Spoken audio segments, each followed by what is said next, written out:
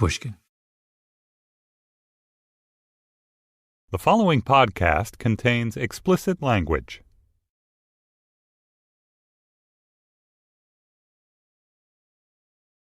I knew a man, Bojangles, and he danced for you in worn-out shoes with silver hair. Sammy Davis Jr. was one of the world's greatest entertainers. He was Sammy, the way Cher was Cher or Elvis was Elvis. 5'5", barely, skinny as a pencil, oversized sunglasses, jewelry hanging off him like Christmas ornaments. He lived off nicotine and vermouth, never wore the same suit twice, made a fortune, died broke, that kind of life. Then he would lightly touch down. A singer, a dancer, a master impressionist with a famous, exaggerated laugh that unfolded in 3 acts. The eyes closed in delight, the full body convulsion, the 3-step stagger. In 1972, at the height of his fame, Sammy went to the Republican National Convention in Miami Beach, flew there on a private jet owned by an oil company, took a suite at the Playboy Hotel. On the opening night of the convention, he sat in the private box of the Republican presidential nominee, Richard Nixon. On the second night of the convention, Davis played a concert for the Republican youth in a shirt open to his navel and skin-tight pants. He was halfway through his set when suddenly people started chanting, 4 more years. 4 more years! 4 more years! The cheers were for Nixon, fresh from accepting the Republican nomination. He was crashing the party. Davis held up his hand to quiet the crowd. Ladies and gentlemen, the President and the future President of the United States of America. Pandemonium.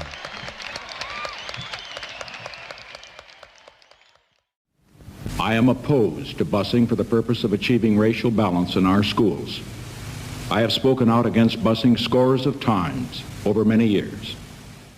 Richard Nixon was, in 1972, the leading practitioner of what was known as the Southern strategy, the attempt to use racist appeals to win over Southern white voters to the Republican Party.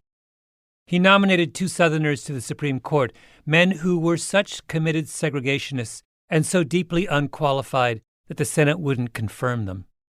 In the privacy of the Oval Office, Nixon referred to black people as niggers and jigaboos. He did his best to delay the integration of American public schools. He once complained to one of his aides that the anti-poverty programs established by his predecessors were a waste of money because African Americans were genetically inferior. It was just 4 years since Martin Luther King Jr. was shot in Memphis, and the president seemed bent on reversing everything the civil rights movement had fought for. Black people in 1972 did not like Richard Nixon.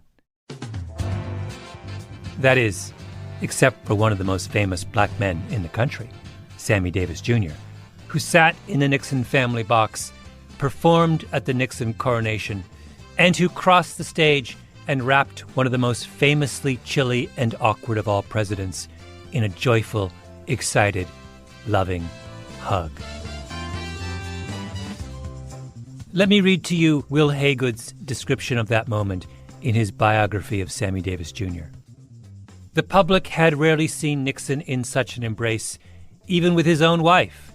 And Nixon, letting loose with a slow, widening grin, towering over Davis, wrapping his arms across his own chest so awkwardly and yet tenderly like some flushed teenage kid, and all those white delegates and all those Nixon placards, and Davis leaning on the president's shoulder as if Nixon were kin.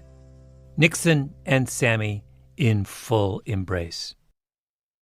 When people remember Sammy Davis Jr., that's what they think of, the photograph of that moment. Sammy never got over it. My name is Malcolm Gladwell. You're listening to Revisionist History, my podcast about things forgotten and misunderstood.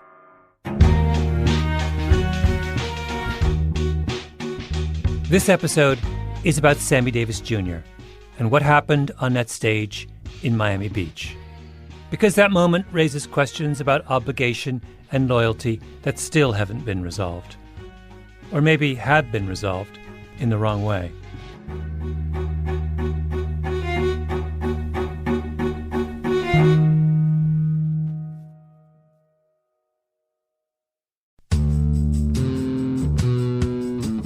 To understand this, you have to go back to what young brother here referred to as the house Negro and the field Negro, back during slavery. In 1963, in Detroit, Malcolm X gave one of his most famous speeches. There was two kinds of slaves. There was the house Negro and the field Negro. The house Negro, they lived in the house with master. They dressed pretty good. They ate good because they ate his food. They would give their life to save their master's house quicker than the master would. The house Negro, if the master said, we got a good house here, the house Negro say, yeah, we got a good house here. Whenever the master said we, he said we. That's how you can tell a house Negro. Malcolm X was trying to win his audience over to the cause of black nationalism. He was a separatist. He identified himself with his master more than his master identified with himself. And if you came to the house Negro and said, let's run away, let's escape, let's separate, that house Negro would look at you and say, man, you crazy. What you mean separate? Where is there a better house than this?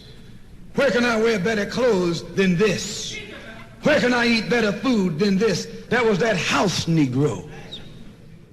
Malcolm X was talking about African Americans who he felt had betrayed their community, who had achieved success by turning their backs on where they'd come from. He was talking about people like Sammy Davis Jr. I gotta be.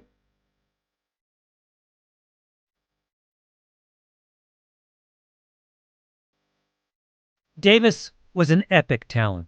He was Michael Jackson before Michael Jackson. He was the first black person in history who could sell out performances around the world, a charter member of Frank Sinatra's Rat Pack, a staple in the tabloids for 40 years. There's a sequence I love from a gala in Sammy's honor in 1989, marking his 60th anniversary in show business. Gregory Hines, a legendary tap dancer, does a number for Sammy, who's sitting in the front row.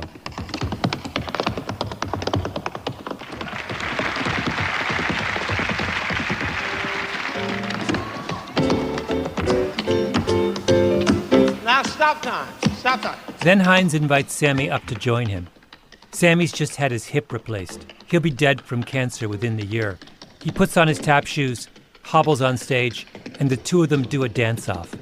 I swear to God, if you don't believe me, look it up for yourself. Sammy blows him away. At the end, Hines gets down on his knees and kisses Sammy's shoes.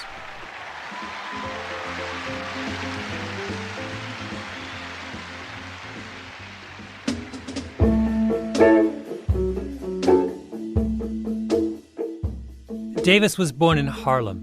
He started playing the vaudeville circuit as a 3-year-old with his uncle, Will Maston, and his dad, Sammy Davis Sr. He never had any formal schooling or any childhood to speak of. The three of them traveled Jim Crow America, performing for white audiences in one hotel, then sleeping on the other side of the tracks in a colored hotel. During the Second World War, when he was drafted into the Army, his nose was broken so many times in fights that it's flat for the rest of his life.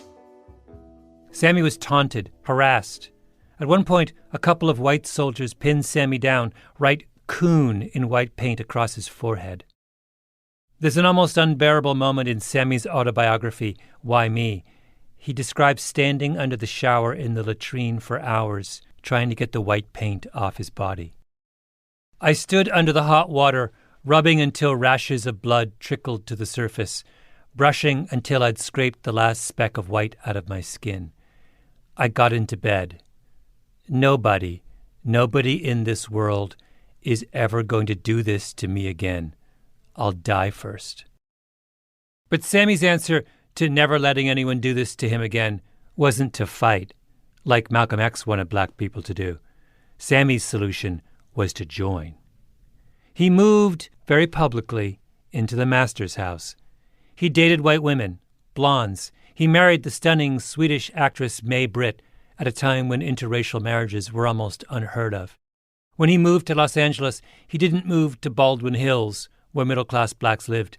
He moved into a lily-white section of the Hollywood Hills. This modern house Negro loves his master. He wants to live near him. He'll pay 3 times as much as the house is worth just to live near his master. And then brag about, I'm the only Negro out here.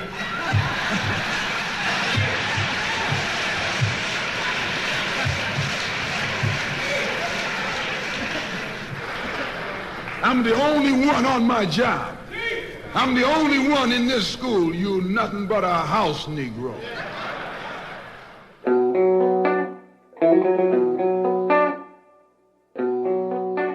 If I play a Dave Chappelle routine for you without telling you that it's him, or a Richard Pryor bit from the 1980s, you'd know right away that Chappelle and Pryor are black. They code black.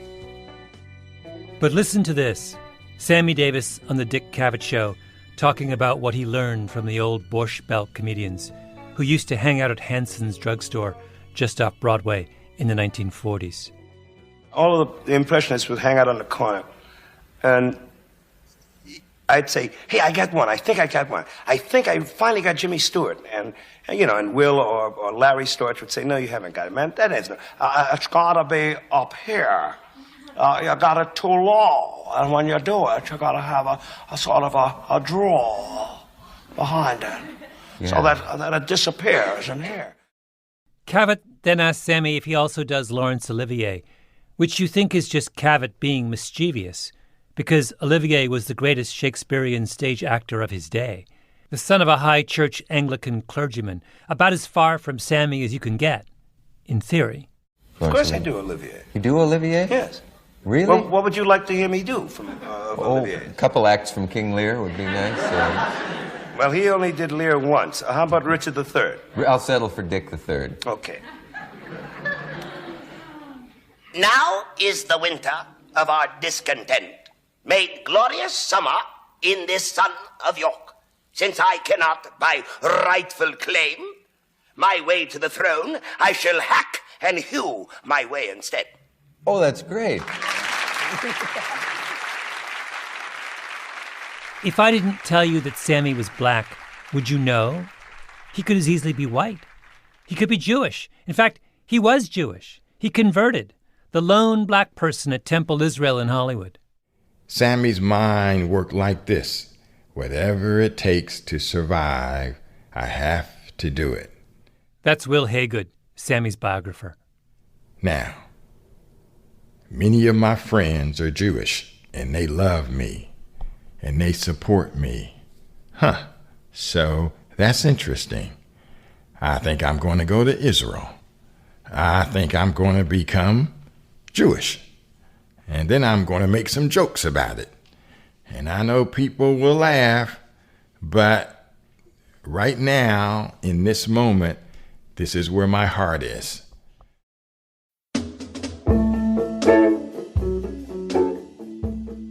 Sammy meets Nixon in 1954. Nixon was the vice president at that point, and Sammy was playing the Copa when the Copa was the hottest ticket in Manhattan. So he got Nixon and his wife seats up front, and they never forgot it. Shortly thereafter, Sammy gets invited to the White House to visit Vice President Nixon. Now just think of that. A kid born poor who had been scuffling out on the road, who had been playing nasty-looking nightclubs, who never had a teacher, who never had classmates, all of a sudden sliding around the White House. They stay in touch.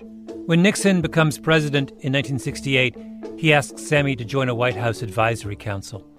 When the gospel singer Mahalia Jackson died, Nixon asked Sammy to represent him at the funeral and sent a government jet.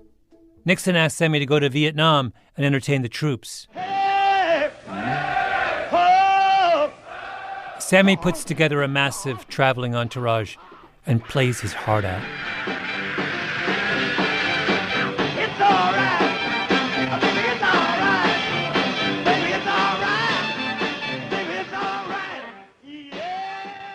If you look at the back cover of Sammy's autobiography, Why Me?, there's a blurb from Alex Haley, who wrote Roots, another from Aaron Spelling, the creator of 90210, among a million other things, another from Frank Sinatra and Michael Jackson and Liza Minnelli. It's maybe the greatest blurb lineup in the history of publishing. And then there's Richard Nixon, who writes, Sammy is one of the great living Americans. It wouldn't matter what color he was. With his intelligence, he could make it at anything, anywhere. It wouldn't matter what color he was? That sounds like something you would say about someone who comes from privilege, to flatter them into thinking they would have succeeded even without their privilege. It wouldn't matter if Mark Zuckerberg were an orphan from a remote village in the Himalayas. He's so smart he would still be a billionaire. It's totally nuts to say it wouldn't matter if he hadn't had those privileges about a black man born in Harlem in 1925 who never had any privileges. Sammy comes to Nixon pretending he isn't black, and Nixon comes to Sammy forgetting he's black. Their relationship is a kind of delusional post-racial fantasy.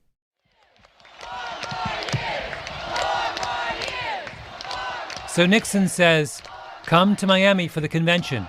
We'll put you up at the Playboy Hotel. Why not play for the kids at the youth rally? Of course, Sammy says yes. And Nixon stands in front of the crowd on national TV and starts talking about how Sammy's critics accuse him of selling out by being a Nixon supporter.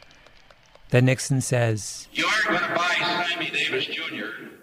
by inviting him to the White House. You're going to buy him by doing something for America.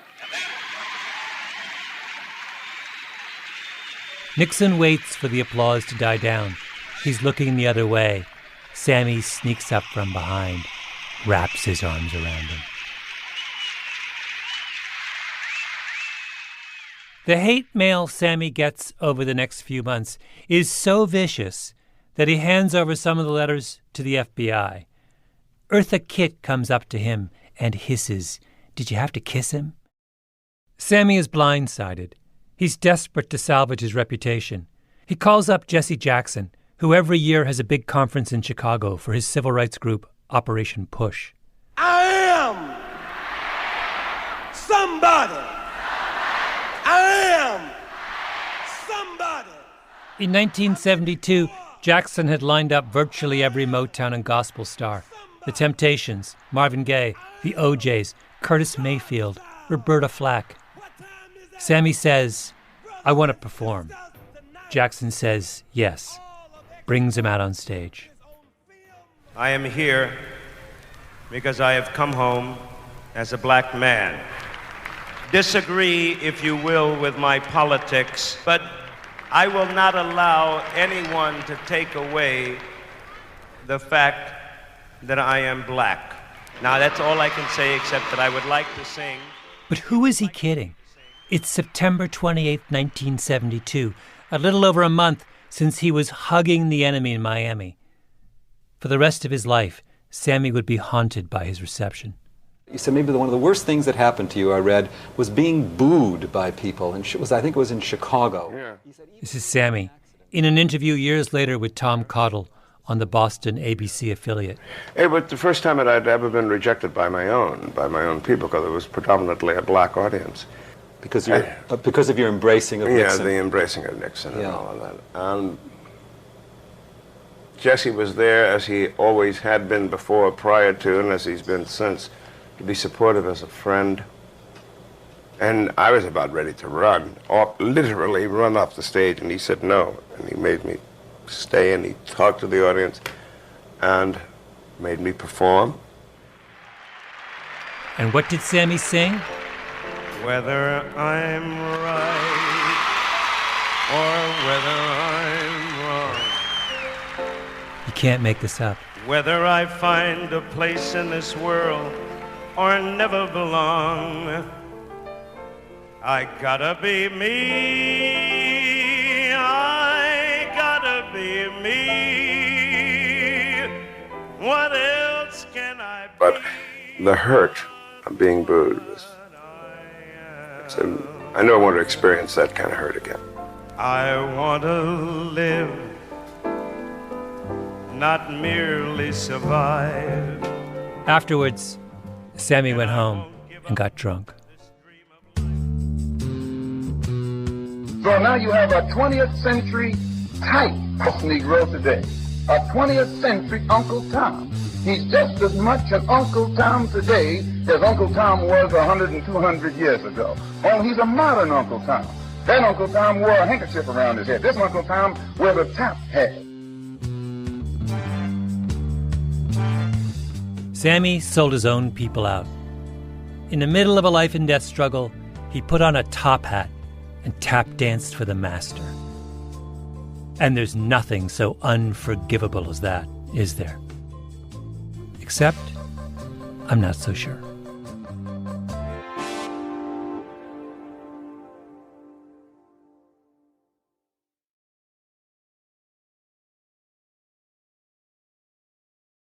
I had been given the opportunity through a company that I was consulting to interview the first women entering their sales force. That's Rosabeth Cantor. She's a professor at the Harvard Business School, talking about a research project she did back in the 1970s. It was for a big industrial firm headquartered at the time in New York City. They had a sales force of 300 people, all men, and they just hired 20 women. And so here was a batch of people who all had advanced degrees and were very technically talented, and yet they were walking into technical sales in a place that had never seen people like them before. The women were struggling. That's why the company brought in Cantor to diagnose the problem. She showed up with her notebook and began talking with the new hires. And after many interviews, Cantor tells the company, "The reason the women you hired aren't doing well is that you haven't hired enough of them. This isn't about the women and their abilities. This is about numbers." The company had its sales force spread across the country. A typical office was 8 people, which meant 7 men and only 1 woman. And Cantor's point was that it's really, really hard to be the lone woman in an office of 8 people. And I thought that's really the issue. Are you alone, or are there many of you like you? Cantor wrote up her findings in a classic essay called Some Effects of Proportion on Group Life. Being the only one of your kind, she said, being a token, creates a special set of problems for both sides, for the majority and for the token. The women told Cantor that the minute they showed up in a room, the men on the sales team would become almost exaggerated versions of themselves, telling dirty jokes, war stories, being aggressive, as if the presence of an outsider reinforced what they all had in common. At the same time, the women felt their behavior changing. They felt scrutinized, not as individuals, but as members of their category, which left them self-conscious, uneasy. In one brilliant section of her paper, Cantor talks about the 4 roles that token women get pushed into: the mother, the pet, the seductress, and the Iron Maiden. They couldn't be themselves, not until the proportions of the group turned more in their favor. So you put that same lone woman in a group that has more women in it, and she can relax. She's not on the spot. She can be friends with some. She doesn't have to be friends with all of them. She can find things in common with the men. To fit in, the token has to pass a loyalty test. Cantor writes, "If tokens collude, they make themselves psychological hostages of the majority group. For token women, the price of being one of the boys is a willingness to turn occasionally against the girls." The token woman, in other words, is required to sell out her own kind. Required. That was the cost of admission to the master's house. Being one of the boys was not who they were. It was what they were forced to be. So why is Sammy Davis Jr.'s position any different? In his mind, he was pushing aside white, black for green, green being money. Will Haygood, Sammy's biographer. He started his career with literally, having to put food on the table to keep his daddy surviving and to keep Will Maston surviving. He did not want to let them go. And so who would Sammy talk to every day? Who signed his checks? White businessman. And who was in the audience in those Las Vegas nightclubs? Rich white people. Sammy does Laurence Olivier impressions because that's what white audiences wanted to hear. He becomes friends with Richard Nixon. And who is Richard Nixon? Richard Nixon is the political embodiment of those people in his Las Vegas audience. He didn't know the kind of judges who Nixon was appointing to the federal courts or to the Supreme Court. He didn't know Nixon's Southern strategy to divide and conquer. All Sammy knew was Nixon welcomed me wherever I was at. By the way, Sammy campaigned for John Kennedy 10 years before he campaigned for Nixon. But did Kennedy ever invite him to stay at the White House like Nixon did? No. Kennedy disinvited him from his inauguration because he worried about what it would look like if Sammy brought his white wife to the White House. Sammy had to make strategic decisions out of necessity. These are the steps the token takes to survive, but they aren't who he is. Sammy marched on Washington. He marched at Selma. He shut down a Broadway show to make the trip. Will Haygood says that when he interviewed Harry Belafonte, Belafonte made a point of stressing how generous Sammy was to the civil rights movement. Whenever King was in trouble or was jailed, or whenever King needed bail money, Martin would turn to me and he would say, "Get Sammy." And the next day, Sammy Davis Jr. would wire them $10,000 or $7,000 or however much money King needed, and that was a lot of money back in the 60s. When Sammy Davis comes on stage at the Push Expo, what does Jesse Jackson say in an attempt to quiet the crowd? "Brothers, if it wasn't for people like Sammy Davis, you wouldn't be here. We wouldn't have Push today." Now, I expected some foolish people were going to react like this because this man hugged the President of the United States. So what? Look at what this gigantic little man has committed himself to over all these years. Sammy sang, "I Gotta Be Me." But the minute you listen to any of his interviews from that tortured stretch of his career, you realize that he couldn't be me. That was the price he paid. Was there a period, though, Sammy, where you felt, I must prove something to a certain group of people? They've got to know something about me. I guess the first 45 years of my life. You were doing just that? That's all I was doing. Ladies and gentlemen, from the celebrity room of the Grand Hotel, Dean Martin honors our man of the hour, Sammy Davis Jr., with tonight's guests, Freddie Prinze. First came the hug. Then came the booing at Operation Push. Then came the roast. And tonight's very special man of the hour, Sammy Davis Jr. The singer and comedian Dean Martin did a regular series of celebrity roasts from Las Vegas during the 1970s. They were broadcast on NBC on Thursday nights, national television.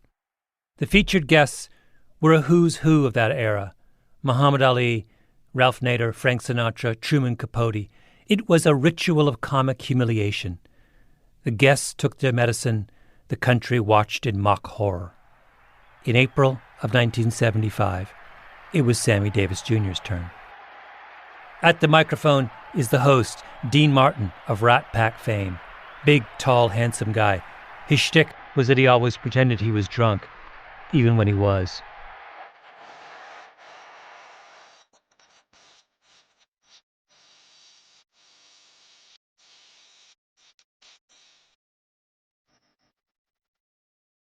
Why does Sammy agree to this? For the same reason he hugged Richard Nixon. Because the world represented by the roast was the world Sammy has been trying his whole life to join. It's the club. And what is a celebrity roast? It's a ritual of initiation. The target of the roast agrees to be roasted because being roasted is proof that you belong. Only what does this roast prove? That Sammy isn't one of them. The first booking he got was in Vienna.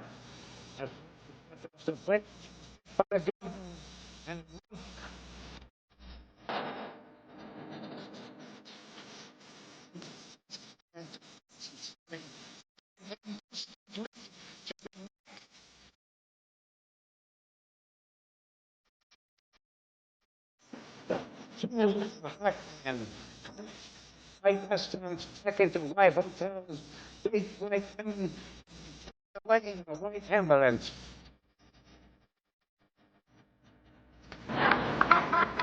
Then Dean Martin pretends to read telegrams from well-wishers. Here's one I think you're going to be very proud of. Dear Sammy Davis, we'd like you to pose for a nude centerfold in our magazine signed the National Geographic. It goes like this on national TV for an hour. Sammy had done everything he could to join the club, and yet, what are the jokes about that day at the MGM Grand? That he doesn't belong. That he's black, and he'll always be black. Sammy sold out, but you can only sell out if someone's buying. Hey, you took your glass. You getting tired, Sammy? Want to take a watermelon break? That's Milton Berle, supposedly one of Sammy's oldest friends. The reason I say that is because Sammy hasn't been feeling well lately. Last month, he had an operation on his throat, and they had a problem. They had to roll him in flour to find his mouth.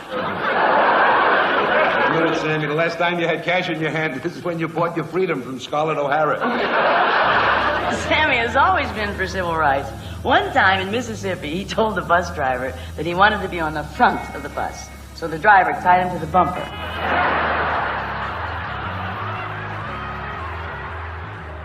Next up, Foster Brooks, a man with a brief moment of celebrity based entirely on his ability, born of experience, to impersonate a drunk.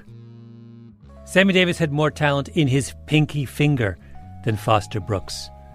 But Sammy isn't a member of the club, and Brooks is. Mr. Davis, you are a great performer. The excitement you create in an audience is incredible. There they sit, spellbound, wondering if someone in your entourage is ransacking their room. Cut to Sammy cracking up on the dais, then giving Brooks a big Sammy-style hug, arms wrapped around him. From dancing for pennies to that magnificent moment when Frank Sinatra phoned down to the lobby and said, "Send the colored kid up to dance while I shave." Remember what Rosabeth Cantor wrote? For token women, the price of being one of the boys is a willingness to turn occasionally against the girls. And then she writes a line that I couldn't stop thinking about as I watched that roast. Tokens thus find themselves colluding with dominance through shared laughter.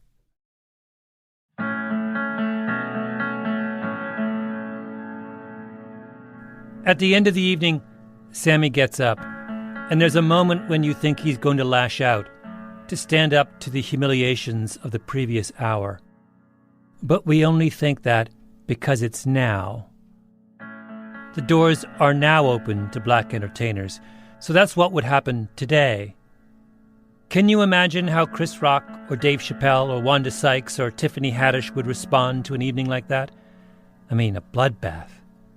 But Rock has Chappelle, and Chappelle has Sykes, and Sykes has Haddish, and 100 others. And when you have numbers, you have power. But Sammy was the first. He didn't have numbers. It's the second generation that gets to defend itself, not the first. Thank you. I would First of all, I'd like to thank a man that I love very, very much for giving me this honor, Mr. Dean Martin.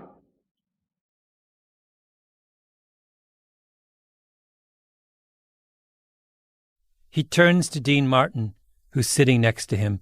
Dean Martin reaches up and places his hand on top of Sammy's.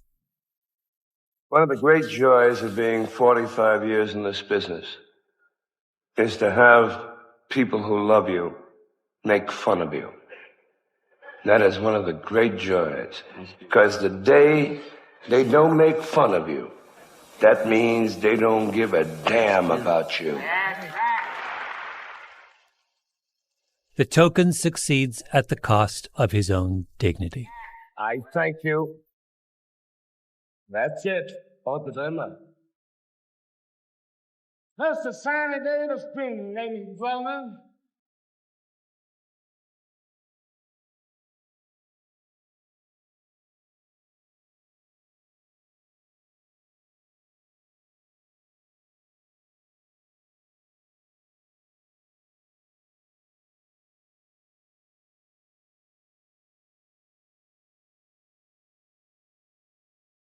Revisionist History is a Panoply production.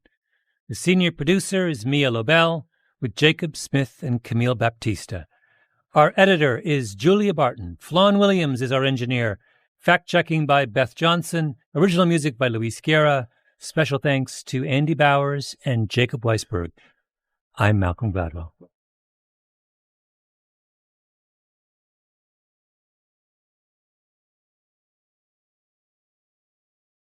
And on stage, we can see a manager who seems to be waiting for the president and waiting to get signals when Mr. Nixon will arrive here. He keeps looking at Sammy Davis Jr. with a very forlorn look, shaking his hand, saying, no, he's not here yet. So we continue to stand by. The young people here have not run out of enthusiasm. And certainly, once again, we are seeing that young people of this country may differ on politics. They may be Democrats or Republicans. But when you put a fast, hard beat to music, that is the universal song of politics for the young people of this country.